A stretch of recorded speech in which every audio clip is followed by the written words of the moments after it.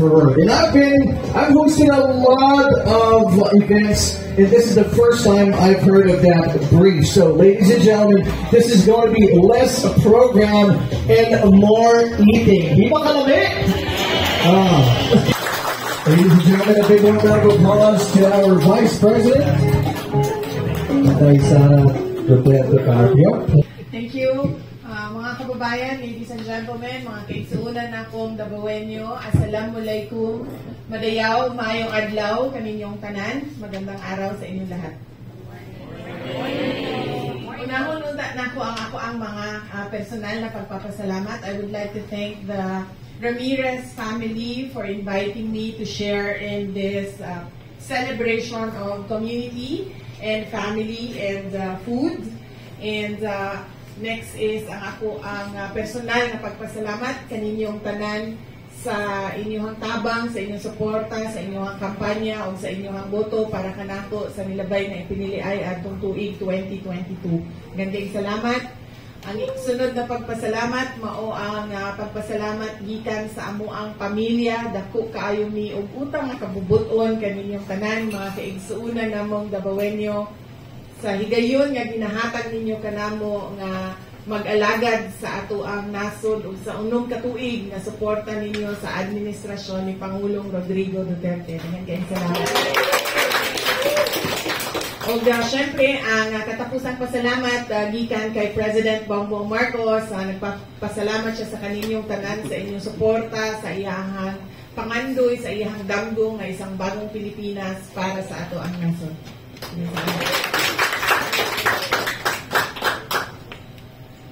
Usa ka dako nga dungag o privilege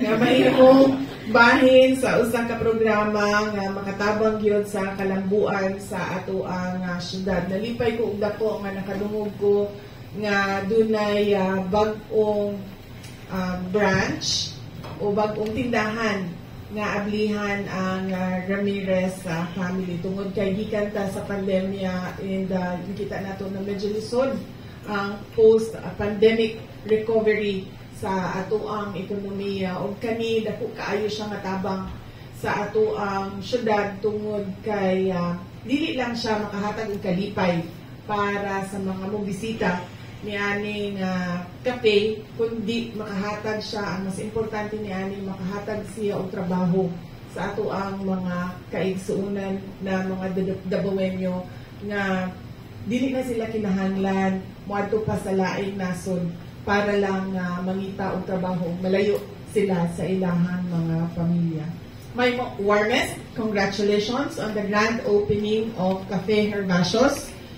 The successful expansion of your acclaimed bakery chain to include a cafe is a testament to the thriving business environment of the city and your support to nation building. The growth of Cafe Herbacios reflects the abundant opportunities available for those looking to develop their business locally. Mga kababayan, patuloy tayo maging matatag tungo sa pagtaguyod ng isang bansang makabata at mga batang makabansa. Ang lahat ng ginagawa natin ay para sa Diyos, sa bayan, at sa bawat pamilyang Pilipino. Syukran. Even though the Charity of the Wild did not make all the preparations easier, it is still made what we are doing purposeful. Okay na ba sa inyo na i-share na ko among why? Yes! Okay. Kung nag-igon mo din, nag-download na tayo. When we talk about the story and the why of Cafe Herbacios, it's essential to reflect on the remarkable legacy of a man who has profoundly influenced our lives and inspired the creation of this establishment. 3 letters, GVR. Herbacio Valencia Ramirez. Our Papa Jerry. Papa Jerry was the embodiment of the values of our cafe: excellence, consistency, innovations, community, hospitality, and most especially dedication to God. If you met my father, kung gano'n mo itong kanyang excellence, grabe dyan, no? Ma-pressure ka. Coffee ni LG. Kaya kayo, gawa kayo ng coffee kasi ang coffee na masarap talaga. Yun ang lalo ko talaga. Thank you for coming, yun lang talaga.